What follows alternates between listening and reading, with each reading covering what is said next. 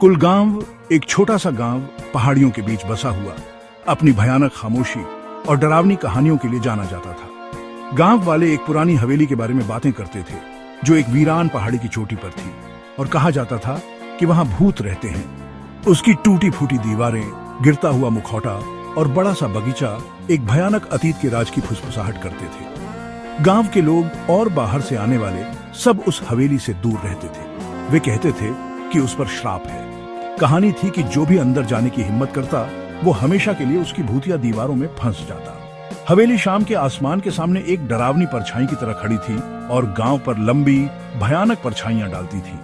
ये उस अंधेरे की याद दिलाती थी जो शांत दिखने वाले गांव के नीचे छिपा था। अर्जुन, एक 12 साल का बहादुर लड़का, इन कहानियों पर हंसता था।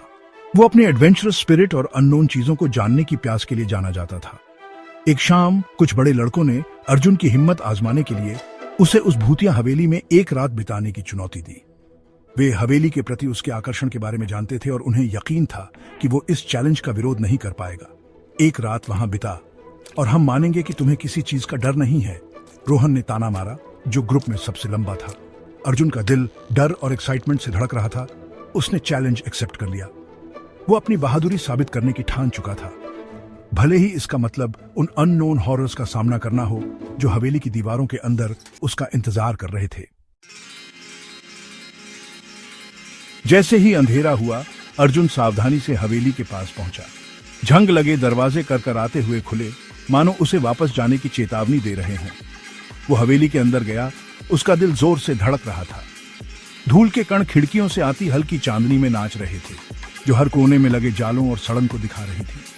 अपने डर के बावजूद अर्जुन हवेली की पुरानी ग्रैंडियर देखकर हैरान रह गया। उसने एक कोने में एक पुरानी ग्रैंडफादर क्लॉक देखी। उसका पेंडुलम रुका हुआ था, समय में जमा हुआ। जैसे ही उसने पास जाकर देखा, उसने कुछ अजीब देखा। मिनट वाली सुई गायब थी। सेक्शन 4, हिलती हुई दीवारें। अचानक हवा के एक झोंके ने एक दरवाजा बंद कर दिया, जिससे अर्जुन चौंक गया। वो घूम गया। उसका दिल तेजी से धड़क रहा था। हवेली उसके चारों ओर जिंदा होने लगी। दीवारें चरमराईं और कराह उठी, मानो अपना वजन बदल रही हो। खाली हॉल में अजीब सी फुसफुसाहट गूंज रही थी, जिससे उसकी रीढ़ में सिहरन दौड़ गई। परछाइयां नाचती और मुड़ती हुई डरावनी आकृतियां ले रही थीं, जिससे उसे अपनी ही समझ पर शक होने लगा। अर्जुन का शुरुआती साहस डगमगाने लगा जब उसे एहसास हुआ कि जिन भूतिया कहानियों को उसने सिर्फ कहानियां समझा था, वो शायद सच थीं। सेक्शन 5, फंस गया। घबराकर अर्जुन मुख्य द्वार की ओर भागा, लेकिन उसे वो बंद मिला। उसने दरवाजे के हैंडल को जोर से हिलाया, लेकिन वो हिले तक नहीं। वो फंस गया था। उसके दिल में एक ठंडा डर समा गया जब उसे अपनी स्थिति का एहसास हुआ।